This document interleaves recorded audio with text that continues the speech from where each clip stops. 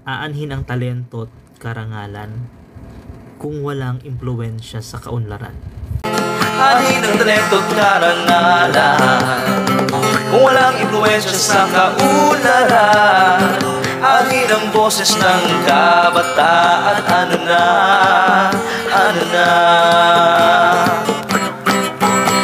Ito, this is also a fact nowadays. The youth are just collecting awards, just collecting certificates sa mga conferences, seminars, tapos walang natututuhan. Pag tinatanong mo anong natutuhan mo, hindi nila ma-vocalize, ma-materialize. So yun, aanhin ng talento, karangalan, award mo, kung walang impluwensya sa kaunlaran. Kung sa community mo, hindi ka naman naramdaman. Ganun siya. Kung sa mga kapwa kabataan mo, hindi mo naman napaunlad. Yung sarili yung award ay parang kaunlaran mo lang yun.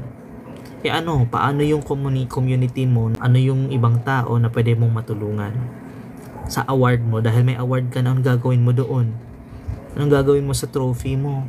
Anong gagawin mo sa plaque? Anong gagawin mo sa certificate? Ano ang ibabalik mo sa tao, sa community mo? Kaya nasulat ko yon.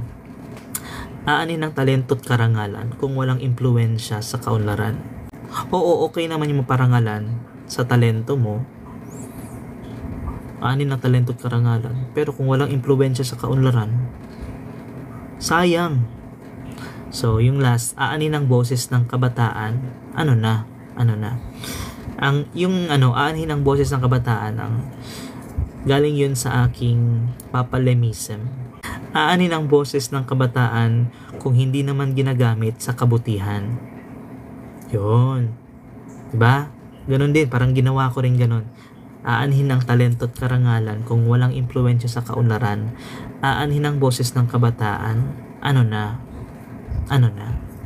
So, galing yun doon sa papalemism ko. Again, aanhin ang boses ng kabataan kung hindi naman ginagamit sa kabutihan. Diba? Kasi yung iba, yung mga talento at boses ng kabataan, hindi ginagamit sa kabutihan eh. Ginagamit sa paninira ng puri, ginagamit sa pagdi-discourage ng talento ng ibang kabataan, ng ibang tao, ginagamit sa pangungutya. Social media is also a voice. Your social media comments are also your voice. So, aanhin mo yung platform mo, aanhin mo yung talento mo, aanhin mo yung boses mo kung hindi mo ginagamit sa kabutihan, kung ginagamit mo lang sa kasamaan, kung ginagamit mo lang sa pangbubuli, kung ginagamit mo sa mockery. Yun ang nangyayari ngayon. I think napakagandang i-upload ko ulit yun. Kasi kaya nga nagkaroon ng issue kay nag-trending si Sir Joey Ayala dahil sa mga comments na napanood natin sa live doon sa Kadayawan Festival, Indak-Indak ba. Hindi nila kilala si Joey Ayala kasi mga bata pa eh. Naiintindihan ko naman yun kasi kahit ibang tao hindi naman kilala lahat ng personalidad o artista kasi may mga sariling preferences. Wala akong pakialam kung anong preference mo. Pero kung ang isang artist na nagpe-perform sa entablado, ginagawa ang kanyang sining at nag-entertain ng mga taong nanonood sa kanya, kikinig at nanonood sa kanya, para saan yung boses mo at sinasabi mong tumigil ka na tay, next group naman, ano ba to, Kadayawan to, pampatulog, tay tama ka na. Ang sakit na katotohanan. Ano bang nagawa natin para maging ganito ang kabataan ngayon? Ano bang ginawa ng henerasyon bago sila? Which is tayo or kami. Depende kung anong age group ka. Kabilang kasama sa millennial, anong ginawa natin para maging ganoon ang Gen Z? Ano ba ang kakulangan natin? That's a sad reality. Yung nangyari doon kay Sir Joey, hindi nga nila nakilala si Sir Joey, pero ang pangit ng inasal nila sa comment section. Na para bang cultural event naman sana to eh. Yung pinerform ni Sir Joey, cultural yun. Nagkukwento din siya kung anong history ng Davao, kung anong nangyari sa Davao, kung anong nangyari sa pag-invent, pag-compose niya ng mga kantang yun na sa Davao niya kinompose. Or kaya wala siya sa Davao nung kinompose yun, pero para sa Davao. Kasama na doon yung Kadayawan Festival jingle na kinompose yun noong 1992. Pinaka-original yun ng Kadayawan Festival. Tapos may iba pa siyang kinanta like Karaniwang Tao, Agila, yun pinakamagandang kanta, Agila. Tapos yung Maglakad, yun. Tapos sasabihin lang ng mga hindi nakakakilala sa kanya na tama ka na tay, nakakaantok naman. Cultural ano yun, festival, Kadayawan. It's pasasalamat sa bounty ng ani, ng prutas at ng mga bulaklak. Cultural.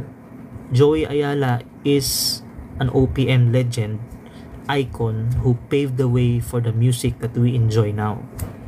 So ayun yung background ni Sir Joey, at kung kilala mo si Sir Joey at alam mo yung impact niya sa OPM, sa musikang Pilipino at sa kulturang Pinoy, lalong-lalo na yung sa Davao, alam mo yung ginawa niya, at alam mong siya lang yung isa siguro, kung hindi lang kung siya only, isa sa mga nagsulong ng mga indigenous sound na marinig sa airwaves, sa mainstream, sa mga tapes, cassette tapes, CD, DVD, ngayon digital lang, dyan pa rin naman. Siya yung nagsulong nun. Alam mong ginawa niya kung anong meron ngayon sa Pilipinas, sa music ng Pilipinas. Masasaktan ka talaga at makikita mo yung ganoong komento.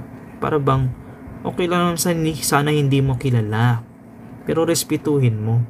Lalo't lalo na kahit hindi siya cultural icon, kahit hindi siya national artist nominee o gawad, anong pangalan sa NCCA, committee chairperson ng music at kung ano-ano pa, sana respeto mo naman siya bilang tao, bilang performer. Kasi kung si Joey Ayala gaganunin natin, paano na lang yung mga maliliit na mga performers, mga artist na nagsastruggle pa rin dahil walang nakikinig, dahil sabi nga boring ito, wala itong halaga sa buhay ko, dahil ang gusto ko yung mga masasaya na very in. Yun ang nagiging sad reality na nakikita natin. Ano bang nangyari? Bakit sila nagkaganon? Kulang ba tayo sa pag-introduce ng ating mga Filipino artists? Kulang ba tayo sa pagpapakilala ng Filipino sound? Oo, may P-pop ngayon, Filipino sound din yun. Pero ang cultural and indigenous sound, ethnic, uniquely Pinoy sound, kulang ba tayo nun? Hindi pa ba sapat yung mga cultural festivals para ipakilala sila? Pero sa kabilang banda, sa positive side, dahil sa nangyaring ganon, na open ang discussion at talagang inopen ko din. Kasi hindi ko matanggap nung una ko nakita. Marami kami, nagko-comment din kami in defense, pero knowing the bigger picture, that's in defense sa music, in defense sa culture at ugaling Pinoy, na para bang hindi tayo natuto sa, or nakalimutan na natin kung ano tayo bilang isang nation, isang bayan na nagkakaisa kahit sa music. Sariling atin, binabash natin yun. So yun yung bigger picture nun, regardless of who. Pero sadly, it's Joey Ayala na na biktima ng ganung bashing. Kasi parang bashing yun parang bullying yun sa live. Tama ka na. Tama na yan. Tigil mo na yan. Ang ganda ng musika ni Sir Joey Ayala kung alam nyo lang. Siyempre kung ngayon alam nyo na. Pero, di ba? Pero kahit na hindi si Joey Ayala yun na nga Kahit na sino pa yan, basta nagpe-perform sa stage, yung ugali natin, ayusin natin. Irespeto natin ang mga artist. Irespeto natin ang mga kung sino nagpe-perform. Kasi bawat sining, bawat pagtatanghal, dugot pawis yun, kaluluwa ng artist ang inialay niya. Ginugugol niya para mapasaya ang tao. Ganon. Yan. Ang nangyari, I called them out. When I uploaded a video of Sir Joey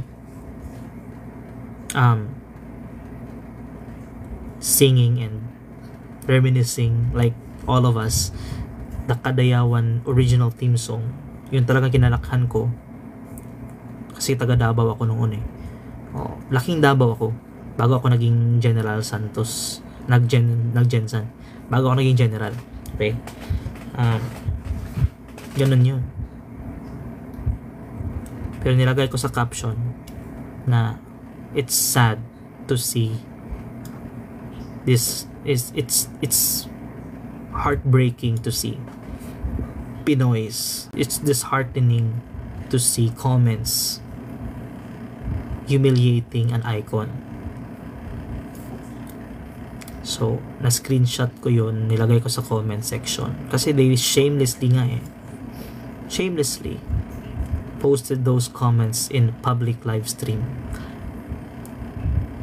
At very eyesore siya kasi nanonood ako ng live. Tapos hindi ko hinahide yung comments. Tinitingnan ko din kasi what I expect is for people to appreciate Sir Joey Ayala singing again in Kadayawan bilang pinaka-cultural icon na karapat dapat naman nandun. Cultural event siya. Bakit mo ipatitigil? Yung mga kanta niya pang cultural. May advocacy, agila, magkaugnay. Hindi, karaniwang tao. Maglakad. Lalo-lalo na Kadayawan. Yun.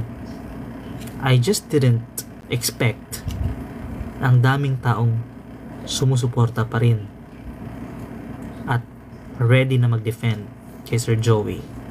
Of course, they were defending Sir Joey, but my point is about respecting anyone, any artist, and ititigil na yung mga ganoon. Ano bang nangyari sa kabataan? Ang dami ng kinuwento ko, diba? Sa kanta ko.